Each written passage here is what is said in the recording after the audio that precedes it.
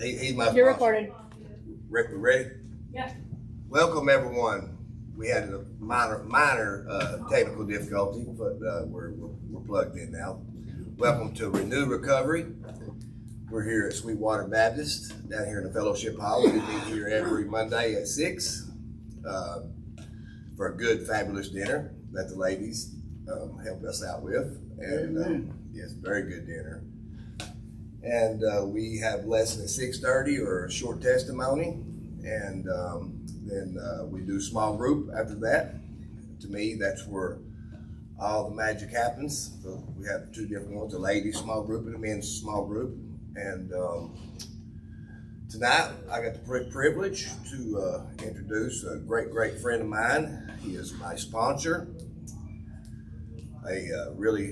We've grown together these past almost 4 years. Wow. And we've grown close together, not only through a recovery standpoint, but through a really brotherly in Christ standpoint as well. And I'd like to welcome up Matt Holder to come up and share what's on his heart and mind.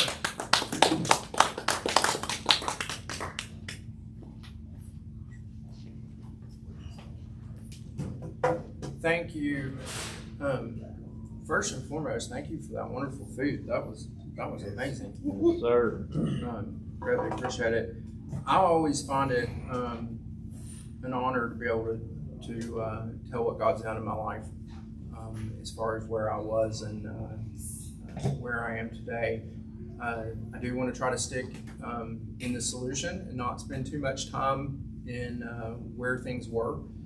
But just to give you an idea, I struggled with active addiction 15 so years. A lot of attempts at trying to get things right, a lot of attempts to kind of what term you hear in recovery space is white knuckle. All those things led me to a car on a Sunday morning. And life was really beating me up. There was a lot of consequences for my using, a lot of bad decisions. My family probably could list, sit here and within 25 minutes, it would be a hard time listing all the bad decisions that I'd made. But nobody was really, I was definitely alone, isolated, and I was really to a point where I didn't want to live anymore. And that's where I was. And I was sitting there wanting to take my life. And I grew up in the church. I grew up in a Christian family. And probably for about 6 months, that was the first time I prayed. And it was a prayer of forgiveness.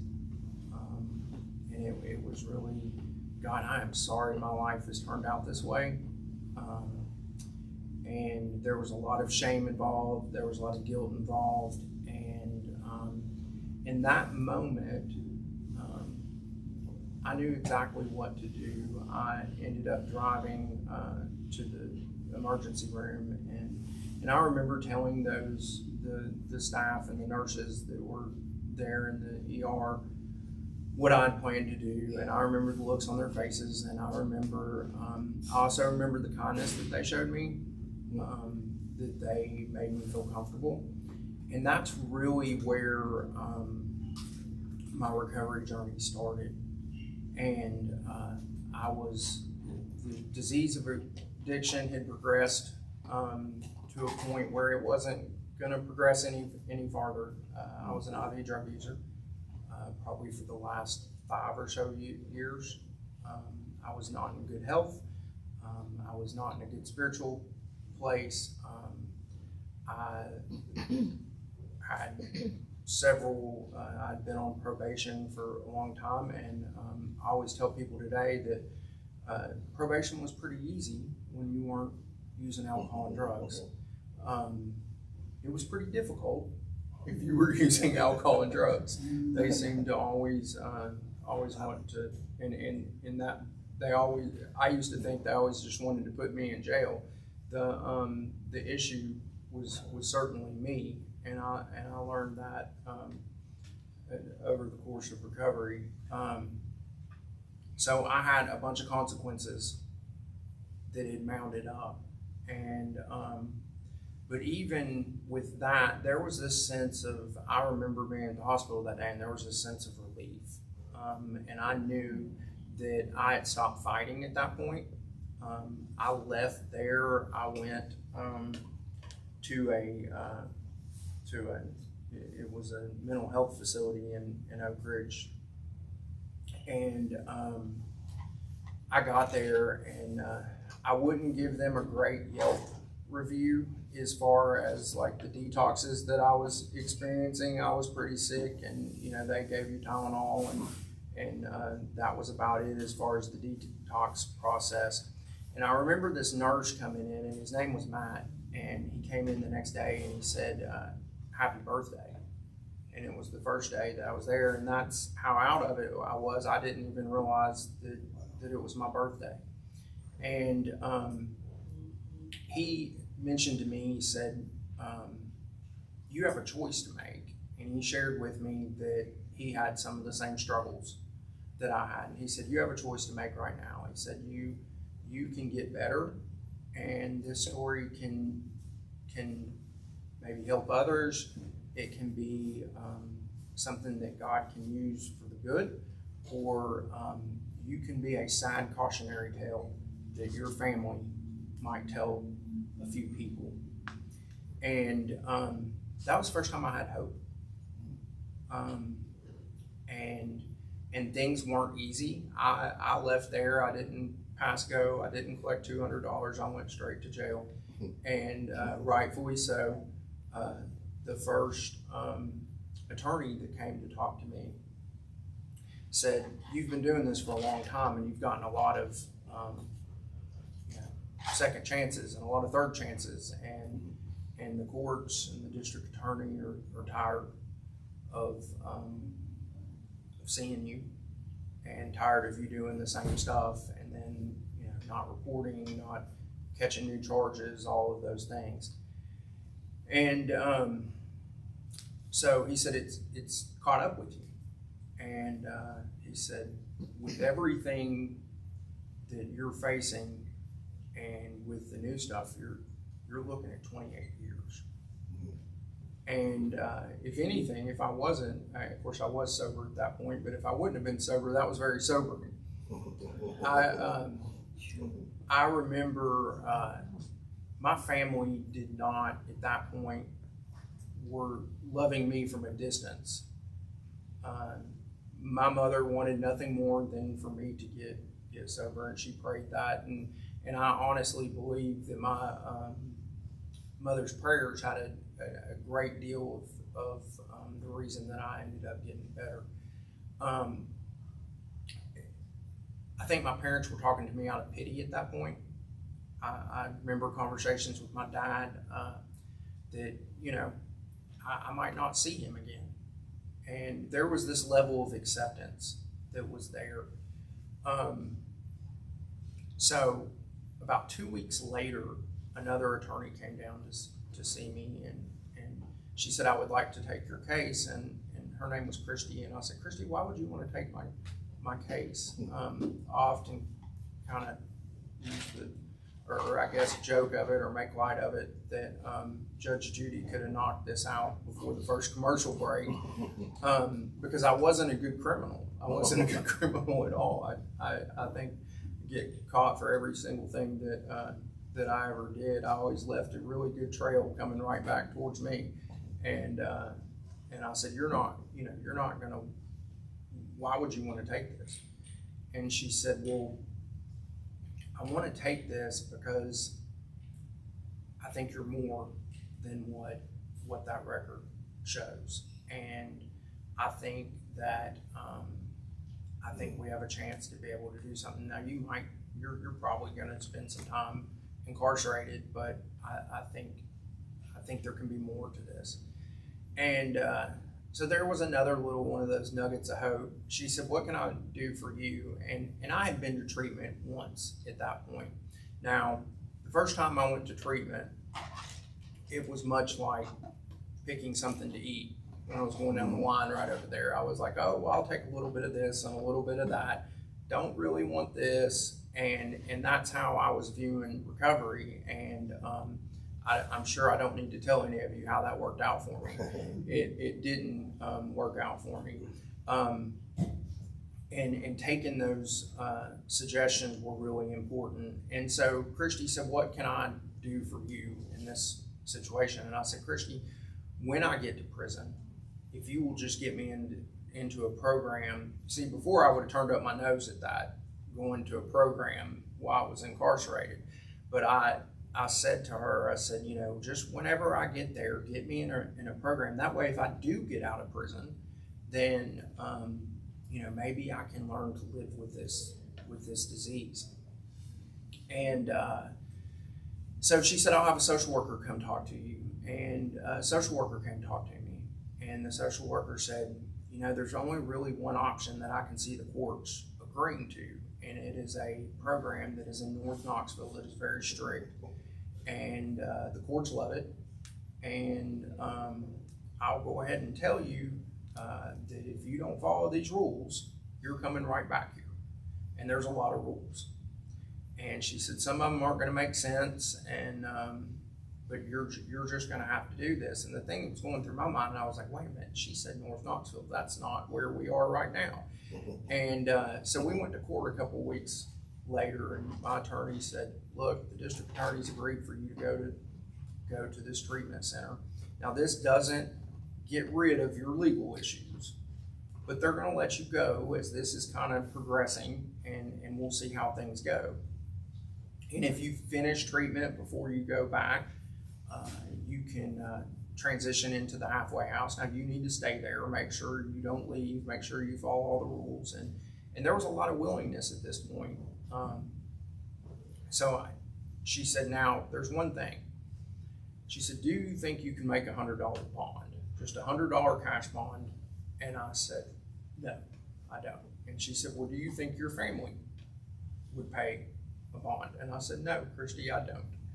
My family was tired of being involved in my addiction and my using throughout the years. And she said, well, do you mind if I call your mom or your dad? And I said, no, you're more than happy to call away. So she called my dad, and my dad said, you know, we want to see Matt get better, but we're not going to get involved in this. He's just going to have to figure this out on his own. And so she got off the phone. She called him back again and said, you know, Mr. Holder, I really think this is the best place for him. I think he needs to go there. And he said, well, like I told you before, we're just not going to get involved in this. So I had no idea any of this stuff was going on. So she called him back a third time. And she said, Mr. Holder, I'm sorry to keep bothering you, but I'm almost begging you to do this. And my dad agreed to it on the third time. Now, what I found out afterwards is that Christy said, had he not agreed to it on the third time, she was going to figure out something else to get me into treatment. And when I got to treatment, I heard things like welcome home. And it was a small men's program that I guess there was about 12 people that were in the program, and they were right. It was very strict. There was a lot of rules. You need to take the approach that you were at grandma's house at all times, and there was it was very structured. When we had the different weeks in treatment, and one of them was the guilt and shame week. We referred to that as the emotional Thunderdome, is what because the counselors really drug out what was going on, and but most of the counselors had been through the program. Now, this was a lot more up in your face type of situation. Heard one of them refer to it as something like Last Chance U for the people that were getting ready to go to prison. If you didn't shape up, that's what you were looking at. My mindset, however, though, when I got on Hinton Avenue was that I was going to do whatever it took, and I was going to stay there as long as it took. And my mindset was, what do I need to do to get to the next stage? Like, what do I need to do to get out of treatment? What do I need to do to go into the halfway house? What do I need to do from the halfway house to get to the third or three-quarter house? And I remember thinking to myself, you know, life had kicked my butt so bad that I remember thinking, if I could just stay here, maybe way on down the road, if I could do what the counselors are doing here, then that would be a good life, and that would be give me purpose. And so those were some long-term goals that I had developed while I was there. When I was in treatment, one of the counselors gave me a book, The Purpose-Driven Life, and said, you know, I think it was a state-ran facility, so he couldn't say, here, do this, but he could put it in front of me and say, I think you might like this. And so I started doing it, and I got today, for those familiar with it, it's a 40-day book, and I got today 37, and I was going back to court. And the only thing that was really bothering me when I was going back to court was that I wasn't going to get to day 40. And I wanted to finish that because I didn't know what was going to happen in court. And I think sometimes God has a sense of humor, because my court got delayed to day 41. And I finished that. And I went to court, and the difference was when I went to court, I had people from the treatment center that came in that were advocating for me. My probation officer, woman scared me to death, times I had interaction with her. She came to the court and said, Your Honor, this is where probation and parole thinks he needs to be. And the treatment center said, we see something in him, and we've been doing this for 40 years, Your Honor. Let him be our problem. We don't think he's going to be any issue. And the district attorney had different opinions on the matter. That being said, it was grace, because I'm sitting here talking to you guys, because if it had been 28 years, I wouldn't be here right now. And I remember I ended up going back for a year, day for day, and that was more than fair. So the treatment center had said, when you get done, we will hold your bed. As soon as you get back, you can come right back into the program. And that's what I did. And I can see where God used that time in my life. I was able to get a copy of The Purpose-Driven Life and go through it with twice during that year with different inmates. I was able to get moved to one of the recovery pods that was there. I wasn't in the program, but it happened to be that a friend of mine from college was one of the counselors at that program inside the jail, and he got me moved down there into the recovery pod. So I was actually able to continue my recovery while I was incarcerated. Actually, my sponsor at that time was taking a meeting into the Knox County Jail. So I actually got to see my sponsor a couple of times while I was incarcerated. So I get released and I get back to the program, and that's really where the working on myself started.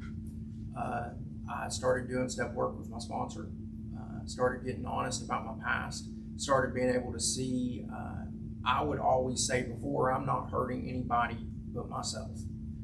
I did not have a family. I was single. I always had wanted that in my life. I didn't have any children. I'm grateful for that at this point, because either my family would have had to step in, or I would have lost my kids, because I know that the drugs and the booze and all of those things would have taken priority, and that's just everything else did. I love both my parents, and if love would have been the issue, then I would have stopped a long time before I did. And so I started seeing patterns. I started seeing some of my shortcomings, started seeing my character defects, and I was doing everything that was required of me to put an end to that. My sponsor said it a different way that I'm not going to say, but he said if I was tired of making amends, then I needed to stop doing stuff that required me making amends. And it was very simple to me that I just needed to clean up my side of the street and keep it clean. And so that's what I started doing. And I had created a lot of obstacles for myself, but I also said, you know what, I'm going to stay there until I do it. Now, some of those obstacles were things like finding employment with a criminal record. Some of those obstacles were getting my driver's license back. Some of those obstacles were finding, like I said, employment. And that was part of my probation, was I had to have employment. And I was walking to these jobs trying to find a job, and I couldn't find it. I kept hearing no's. In fact, I'm still working on a resentment a little bit. I tried to get a job at Bojangles. They wouldn't hire me, and I'm still a little resentful towards them to this day. And God had a sense of humor with that too. I'll get to in a little bit. But and really, I was just frustrated because I was thinking, here's the time that I'm actually trying to do everything right, and I can't find a job anywhere. And everybody kept telling me just to trust the process and keep praying about it, and everything was going to work itself out. And it did. Eventually, I got a job with Pilots, one of the Pilot stores in Knoxville. And the manager that hired me said that her dad was an alcoholic, and that was why, because I was completely transparent with every place that I went. And she said, I want to give you a chance because my daddy was an alcoholic, and I never saw him get into recovery, and I want to see this. And I took that job. I hated that job. I really did. It was one of the wilder Pilots in Knoxville, and there was a lot going on in there, but I was really grateful. I did not like the job. I did not want to be doing it the rest of my life. But I was very grateful, and I also tried to do the best I could because I knew that if I didn't do a good job, then she probably wasn't going to hire the next person. And I knew there was other people that were in the same shoes as I was. I needed purpose in my life at that point. I got involved in a lot of different service positions with a faith-based recovery group or program. I got involved with an organization called Recovery Advocacy Project, which was a national grassroots advocacy that had been started by two people that were in treatment together, and they knew there were things that needed to be changed as far as stigma and as far as opportunities and things like that. I got involved with a program called Mobilize Recovery, and I remember a lot of times guys in the halfway house were like, why do you spend all your time doing things like this? And you're not even you work at Pilot. Like, you don't work for these companies or doing all these things. And the answer to that was, I knew God was putting purpose in my life for something, and I didn't know what it was. In about the 2-year mark,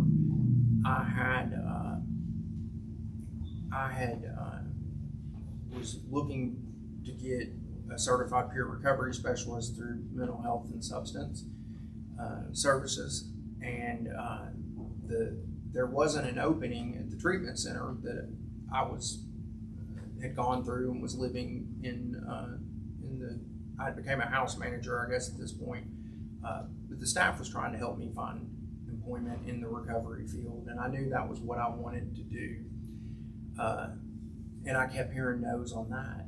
And about this time, my mother, biggest fear in life was cancer. And her mother died of cancer, and my mother had breast cancer when I was 5 or 6 years old, I guess. And she ended up having it again in about 2 years into my recovery. My dad at that point had a whole boatload of health issues, one being spinal stenosis. He worked for the plants in Oak Ridge, and he had gotten prostate cancer from his work at the plants, and pulmonary fibrosis, some lung conditions from his employment there as well. Both my parents, my dad's neuropathy and spinal stenosis had left him to where he was pretty much bedbound at that time. He did have a surgery, and he was able to get to a wheelchair, but my parents weren't in the best place. It probably would have been good at that point, or helpful to them, if I would have came home and helped. But both of them were adamant that I stayed and continued. That they said, you doing good is what we need right now. And I'm very grateful for that. At one point that probably would have sent me back out. But I relied on my recovery network. I relied a lot on God, and still trusted that process. But the thing I was able to do is I was able to be present through that process. My mom ended up getting a short illness that turned into be fatal. It was within a month she passed away. She was in ICU for a month. I was able to hold her hand as she was passing. I was able to play some of her favorite Christian songs. I was asked by her family to read the eulogy at my mom's funeral, so I was able to do that.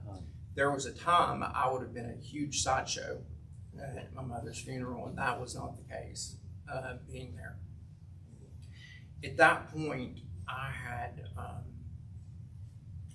I'd been told a lot of no's as far as, like I said, in the recovery jobs, and I had been finally offered a job with a program, it was a navigator for Cherokee Health in Knoxville, where I would go in the ERs and try to talk people into going to treatment and be resources there.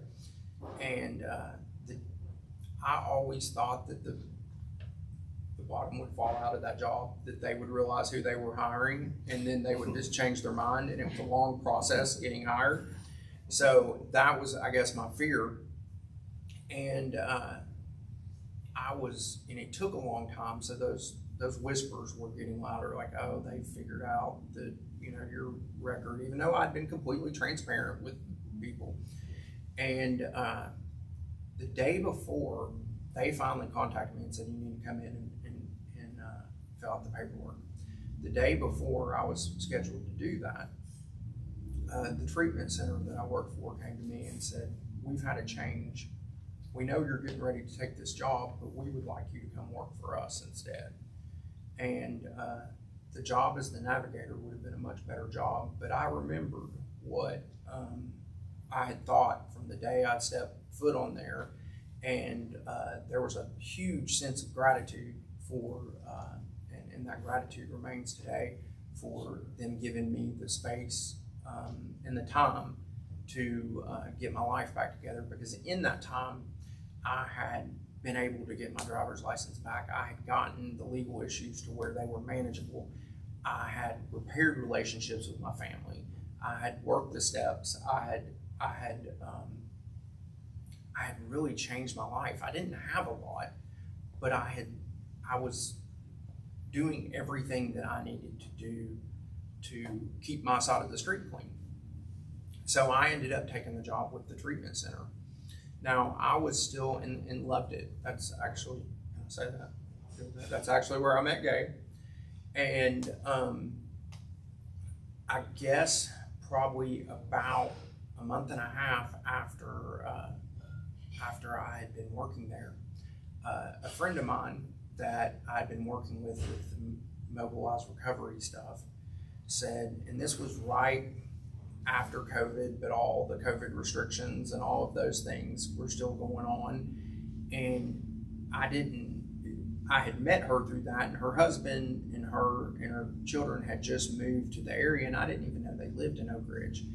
And she called me and said, hey, my church is starting this recovery ministry. And I know you know a lot of people in the recovery community, and just wanted you to take a look at it and maybe send it to some people that might be interested in it. And so she sent this to me, and I was like, wow, this is something that I would be interested in. I was awful happy about but at the time it was just going to be part-time. And so I started thinking, could I do both of them? And as it turns out, the lead pastor at the time had been my parents' pastor at another church before, and my parents absolutely loved him. Now, I didn't know him, but I'd always heard these great things about him. And so I end up interviewing for the job, and I get offered the job. And I talked to the treatment center, and their response was basically, we're not going to stand in, have you prayed about it? Yes. We're not going to stand in this way of this. And I end up taking this job. And I believe that my purpose is to serve God and to serve other people. And that's what this ministry was designed to do. It was designed to just go out and fill the gaps, like what needs to be done. And that looks like recovery coaching and peer support and taking people to treatment and taking people to court and doing stigma talks and it was designed by a social worker. And it was really something to me that was unique that a faith-based organization was doing. And so I ended up moving back to Oak Ridge. I was able to at that point be a caretaker for my dad. I was able, not because he necessarily needed me to, but I was able to make amends by buying his groceries for a year and a half because I wanted to set things right. I met my wife during this time period. I met her at a Metro Drug Coalition meeting in Knoxville. She is, I would say, a normal person. She doesn't struggle with this, but does have a great respect for people that do, and she's very supportive of that. I remember the first question that my wife we saw each other and talked at this meeting, and I'm driving back to the church in Oak Ridge, and I stop at Weigel's to get some gas, and I look over and she's standing right across from me at the gas pump, and she was like, "Are you following me?" And I said, "No, absolutely not. I'm following you." She's like, "I'm just messing with you." And we sat in there talking some more, and she said, "Matt, what is God calling you to do with this ministry, with what this has been given? What is God particularly calling you to do?" And that was not something that the women that I typically dated would have asked me. So that was very refreshing. And we started dating, and like I said, I'd always wanted a family. And she had 2 daughters from a previous marriage that I absolutely love. We ended up having a little boy, and my wife went through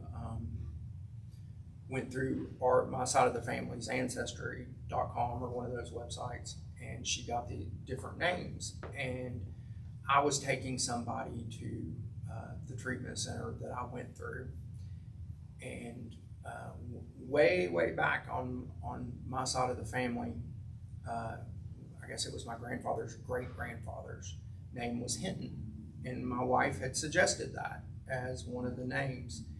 And I said, "Well, I kind of like that." And said, "Well, why don't we pray about it?" And we have been praying about it, and it never made the connection to me. But I'm dropping Ben off. I get up to the top of this stop sign, and I look up at the street sign, and it's Hinton Avenue. And I was like, okay, God just sent me a literal sign right in front of me. So Hinton was a huge blessing in both of our lives, but especially mine. He comes to work with me. He sits through staff meetings. They typically give him a staff report that Hinton made baby sounds, and but he would sit right there through me. I found out that if I'm going to schools or the high school or anything like that, he's a great marketing tool because he's very engaging and he wants to talk to everybody that he can see. I also a lot of the volunteers in the church refer to him as an emotional support baby. So he is typically with me. Then we did have our last child. So we have 2 little boys under 2 and 2, a teenager and a preteen. So there's a lot going on in our house. But it is all good stuff. We had our last child in March of this year, so we have a very newborn at home. You know, God really has given me the desires of my heart, and I'm very grateful for that. The other thing that I've been able to do in recovery is my dad had actually been put on hospice and was in a nursing home, and he was on a VA hospice program, and because he improved, which was a great thing, he didn't qualify for the VA program anymore. So he was having to pay, he didn't have long-term insurance, and he was having to pay out of pocket. And my wife and I were able to renovate our basement to move my father in. My father moved in on May 23rd. I was able to have a long battle with the Department of Labor over his benefits from the plants, and he has 24/7 nursing care now that is 100% paid for. So I get to, instead of driving 40 minutes to visit my dad, I get to walk downstairs and visit my dad and not have to worry about his health care. He is extremely grateful and happy to be there. I don't know that I thought about this the other day. He was sitting with the boys the other day, and I don't know that I've ever seen that joy that I saw on my dad's face. He has 2 other grandchildren that he loves dearly. They're older now. But just seeing him in that place, I don't know if I'd ever witnessed it. And my older brother feels the exact same way. To see him experiencing joy is something that just means a whole lot to me. Today, I ended my longest toxic relationship with the Department of Corrections. I'm no longer under the watch of Department of Corrections. That was a very different experience in the courtroom for that than it was the first. In fact, the judge asked me if I would consider working with the drug court.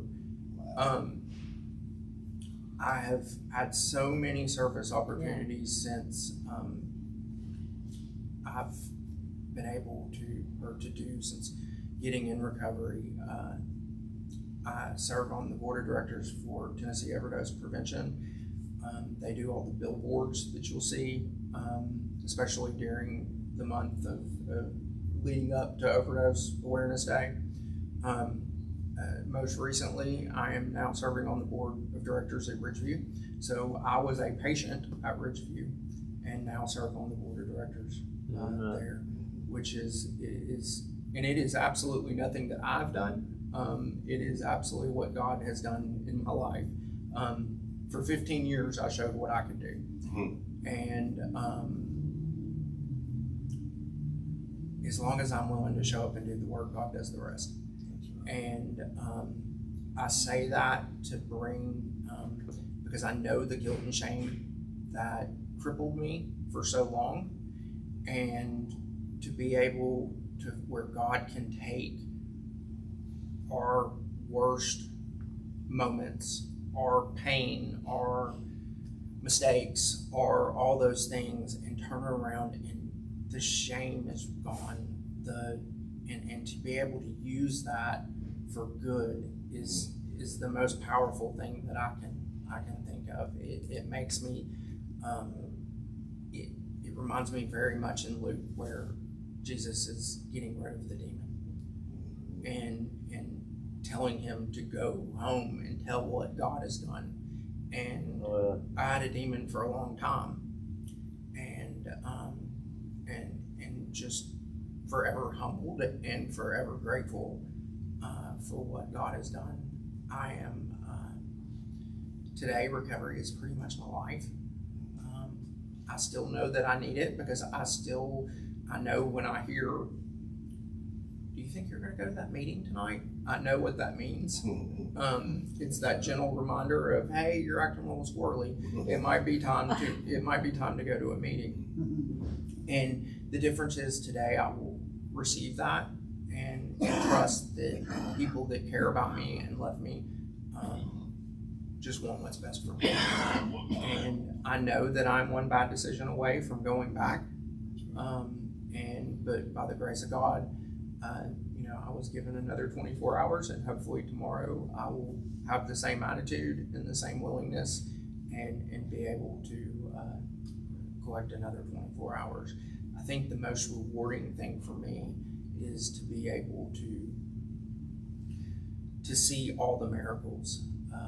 The ministry that I run in Oak Ridge, we have a speaker format similar to this, where we bring in speakers each week, and I think we're about 230 speakers, and to be able to see 230 examples of what God has done in people's lives to transform is amazing, and to see how it's changed.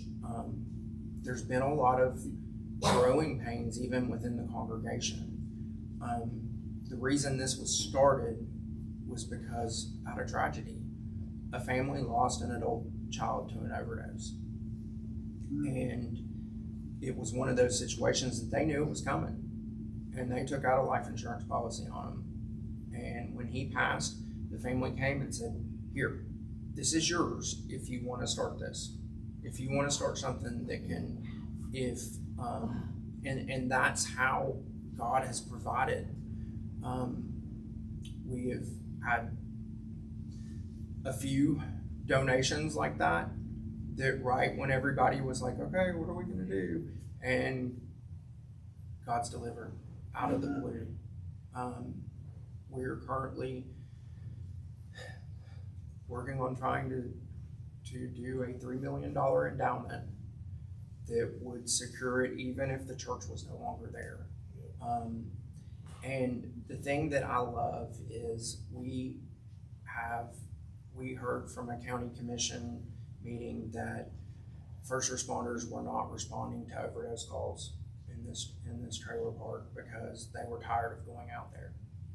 And my dad would often not follow his doctor's orders as far as foods that he's supposed to eat. He's a diabetic as well, and he'd eat a bunch of sugar, and he'd end up falling down. And one day he fell down, I think 2 or 3 times in the same day. And each time the paramedics came out and they're like, oh, Mr. Holder, that, no big deal, da, da, da. And I'm sitting here going, what about this person? But you're telling me it's okay, which I'm grateful that you're helping my father. But you're telling me that this person's not worthy and this person is. And so we were able just to get a bunch of Narcan and go door to door and give that Narcan out and train people how to do it. And I just love the fact that the church gives us the space and the resources to be able to go out into the community and do that. And it's the lead pastor at the time's wife said to me, she said, Matt, that's what Jesus would do. Yes. That's exactly what Jesus would do. And it looks a little different, but I agree with her. That is what Jesus would do. And so we've had some hiccups. We've lost some people. But we've seen so many neat and wonderful things that are just done. And most recently, there's a person that came to us from our community meal that showed up I don't know if he was homeless, but he was close. If he wasn't at that particular time. He ended up coming through the community meal, came to recovery, joined the church, ends up getting stage 4 cancer, and some church members that had embraced what we were doing, had met him, have provided him with a place to live. And he said to them, I have never had anything of my own. And they got him this short-term apartment, and his biggest fear was dying alone. And it doesn't look good for him. But he's not gonna die alone. That's right. And God has worked in so many different little spaces like that, that it's really changed the way that we view ministry. And it's changed a lot of hearts, because when I first got there, it was kind of like, okay, let's get them out of here before the recovery people come in. And Amen. and today that stigma is not there. And you know, I think that the pastors have done a great job of saying, if you think you're without sin, come in and have a conversation with us. Let's talk about that.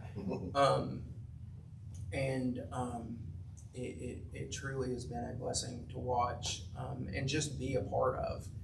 I have been able to help 2 family members. My oldest brother, who I thought was always the golden child of the family, and he was. It came out that he struggled with alcohol. I was able to watch him get sober. I was able to take him to treatment. I was able to pick him up from treatment. I'm able to cheer him on. A younger cousin that had overdosed 6 or 7 times wouldn't do things the way I wanted him to do, but he eventually found recovery and has made a good life for himself, and is doing some wonderful things. And I think it hits a little different when it's family. But I've also met a lot of new family members in recovery. And so I know I've probably gone over. I am so grateful. Like I said, I think it's an honor anytime anybody ever asks me to speak, or if I have that opportunity. So I always try my absolute best to do that.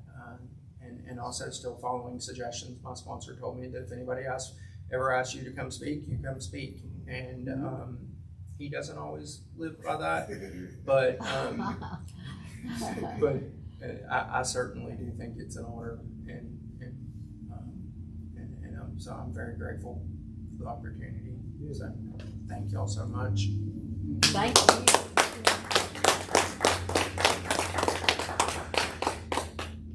Wow. Amen. Thank you again, Matt. Thank you. Wow, I've heard your story countless times, but the magnificent miracles that our God does in our lives and those around us is something so special to me, as I see in recovery. I'm sure it is to you all too, but wow, thank you so much for that. And thank everybody that's here and everybody that's online. Like and share our page, and anybody close by to the Sweetwater area, come as you are. That is our motto. Come as you are. Bring all your brokenness. Bring all whatever. It doesn't matter. Come. We're here for you. And we'll give a shout out to Roger. He had a boo-boo fixed on his ankle. It's a big boo-boo, actually. He had a whole replacement on his ankle. Everybody out there online, keep him in your prayers, as we will here as well. We love you, Roger. And once again, thanks everybody's here, and like and share our page. And we've got a saying here at Renew: we love you, but God loves you more. Thank y'all so much.